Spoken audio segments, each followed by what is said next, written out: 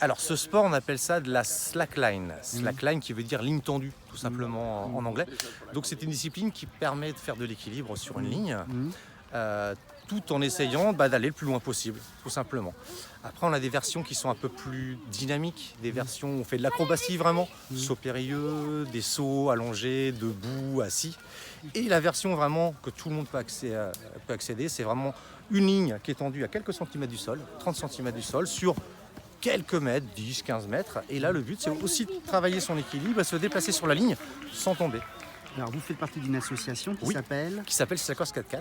Et qui est née À Nantes en 2015. C'est un groupe de copains qui s'associaient pour monter cette association-là et faire découvrir la slackline, aussi bien dans les parcs que dans des festivals d'ailleurs. On a fait le Dop Camp, le No Logo, des choses comme ça. Et on propose aux festivaliers de découvrir cette activité. Là, vous êtes combien dans Là, l'association? on n'est pas nombreux, on est une dizaine, une quinzaine d'adhérents, parce que c'est une association qui a 5 ans seulement, qui est toute petite. Et là, on va vraiment décider de s'ouvrir à tout le monde pour faire profiter au maximum de gens de l'activité sur le territoire nantais. Alors, par exemple, moi, je suis nantais ou autour de Nantes et je suis intéressé par l'activité. Je fais comment Et bien, vous allez sur la page Facebook Slackline Nantes, d'accord. Vous demandez une invitation, on va vous accueillir au bout de quelques jours sans aucun souci.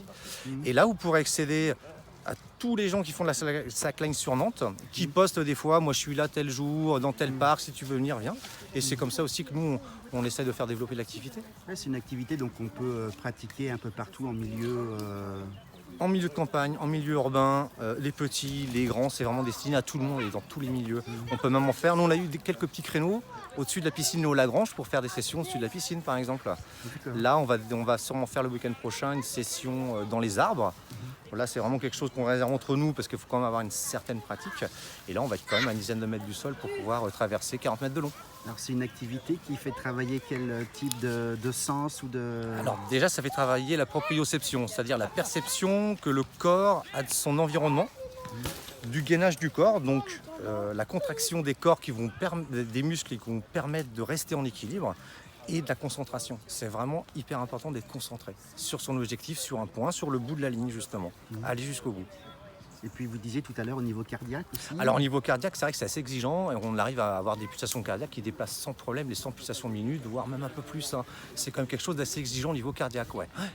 Et puis il y a le gainage du corps aussi. Le gainage du corps, le gainage du corps qui permet en fin de compte de pouvoir équilibrer les déséquilibres que vont nous générer la sangle. Et là, ça va être au corps et avec ses muscles de compenser. C'est pas un sport pour les nerveux? Alors ça peut être un sport pour les nerveux, mais aussi un sport pour les calmes. Parce que si vous êtes énervé sur une slack, ça ne va pas fonctionner. Si vous n'êtes pas détaché ou concentré vraiment sur ce que vous faites, ça ne fonctionnera pas. Donc ça, c'est intéressant justement pour se recentrer sur le moment présent et sur ce qu'on est actuellement. Ça, c'est vraiment intéressant pour ça. Très bien, écoutez, merci. Et de rien, à bientôt j'espère. Oui. Celui qui se cache, entre lui et toi. Laisse-moi te poser.